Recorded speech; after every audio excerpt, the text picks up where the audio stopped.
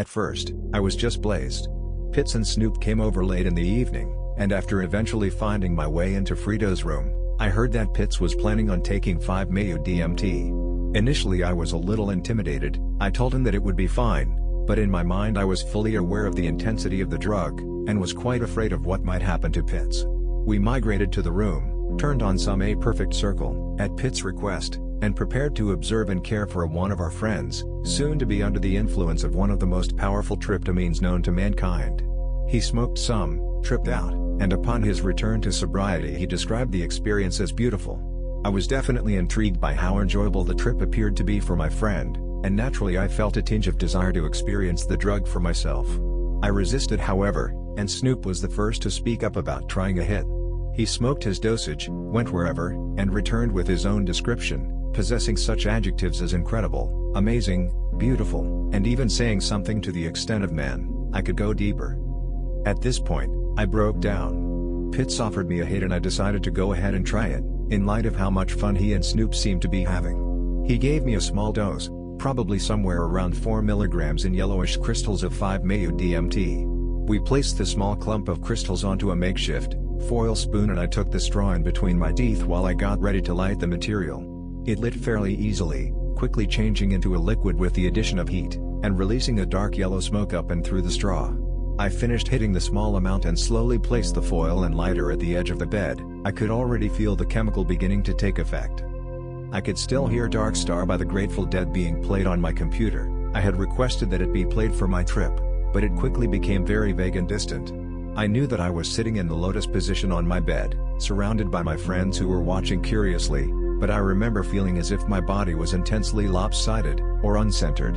Soon that feeling lost all significance and for a few moments any recollection of a body was gone. Almost as if my mind was being put through a strong detachment from reality, and in that detachment I felt calm. I remember making myself breathe long, intensely full breaths maybe 10 or 15 seconds apart, and I smiled in this strange, new feeling of separation from natural consciousness. I opened my eyes after only 5 minutes or so and smiled to my friends. I had quite a bit of trouble describing the experience to my friends, still mildly under the influence, but I did turn to Snoop and say, "Dude, I know what you mean. I could go so much deeper." And that was exactly how it felt.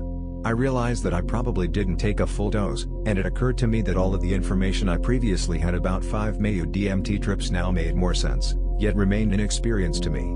A common description of the chemical's effect is a feeling of being shot through the universe, and I felt as though with the dose that I had taken, I had simply loaded myself in the cannon, but never really lit the fuse.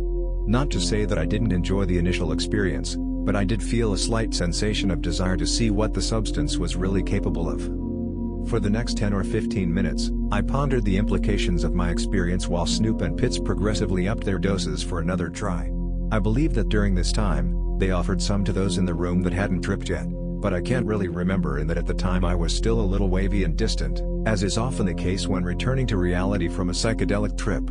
Everyone else in the room turned it down, and I was up again for the option to trip, to which I responded with a curious and respectfully more experienced yes. Pitts handed me another foil spoon that had just been used by Snoop, hence there was a small amount of residue, perhaps 1 to 2 milligrams, left behind, added to the 10 milligram dose of crystals that he placed on the spoon. This time I decided that the more pertinent musical accompaniment would be Undo by Bjork. Again, I took the straw between my teeth and sat Indian style as I began to light the hit. Things didn't run so smoothly this time however. As I inhaled my hit, and as the crystals and residue cooked before my eyes, the foil spoon caught on fire and I gasped as I shook out the flames and handed the spoon to Pitts. Today, I can vaguely recall exhaling, and emitting what appeared like an arguably Holyfield kind of weed hit, only dark yellow and much more harsh.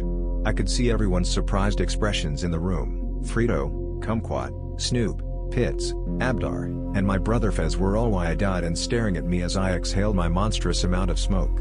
I can barely remember this, but Fez recounted to me afterwards that while I exhaled, I began to say something about how the foil caught on fire, but in mid-sentence trailed off and laid onto my back with one hand behind my head and one on my stomach.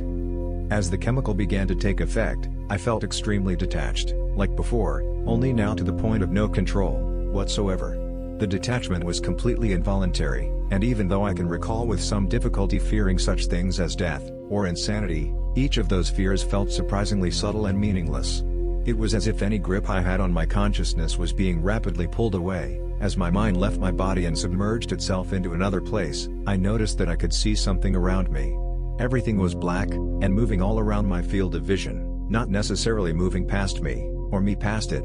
Everything was simply moving and I along with it, whatever I was at that point.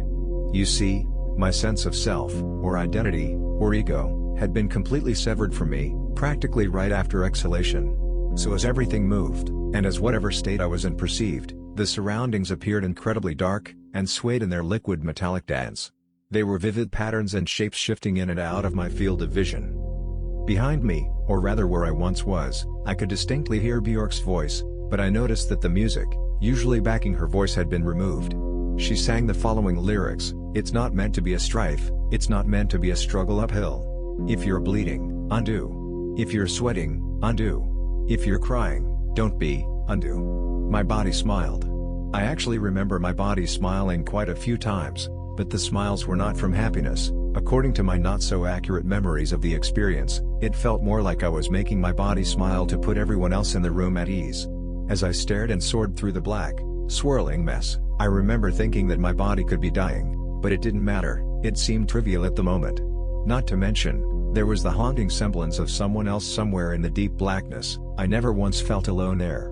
I remained in this state, occasionally remembering to make my body take full, crowd-pleasing breaths, and smiling ever so contently, as everyone in the room stared at my sweating, pale body, lacking the natural, conscious mind within. After 2 Bjork songs had passed, undo in unison, totaling around 12 or so minutes, I began to try and open my eyes.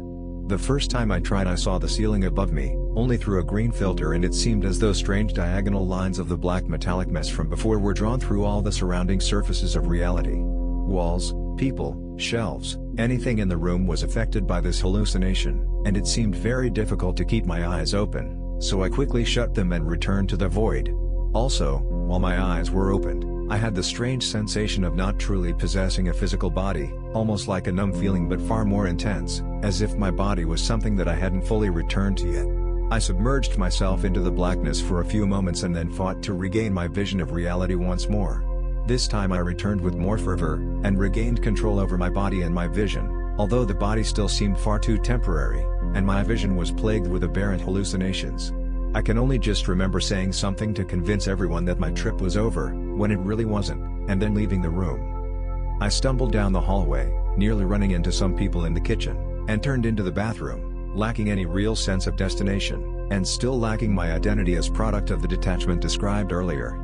I looked into the mirror and saw my body, flushed and sweating profusely from the face, but turned quickly away as everything in reality was constantly warping and pulsating, causing me to have a distaste of looking at anything for too long. I wiped my face off and walked out the front door.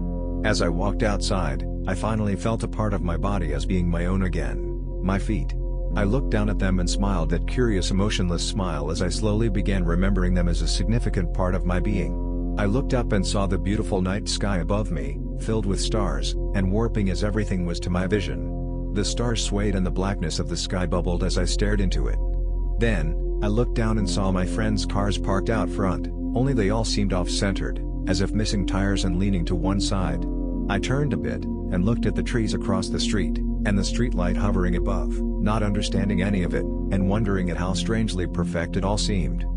At this point, I remember thinking about how I couldn't feel any emotions.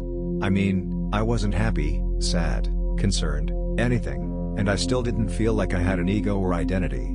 I walked through the house, back through the room where everyone was, and walked to the back porch as my mind was brought to some of the people in my life that care about or love who I am. I thought of Fez, my ex-girlfriend Sarah, my friends, my family, and all of a sudden I could feel their love for me, almost as if, in my own absence of emotion, the concept of everyone else's in regards to myself was drastically overwhelming. I know that such a concept may sound cheesy, or even trite, but it is the only way that I can describe it.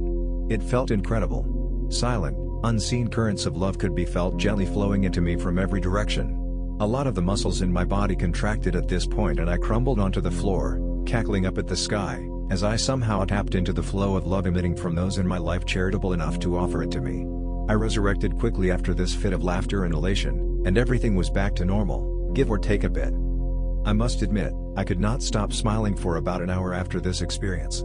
I couldn't speak to anyone about it.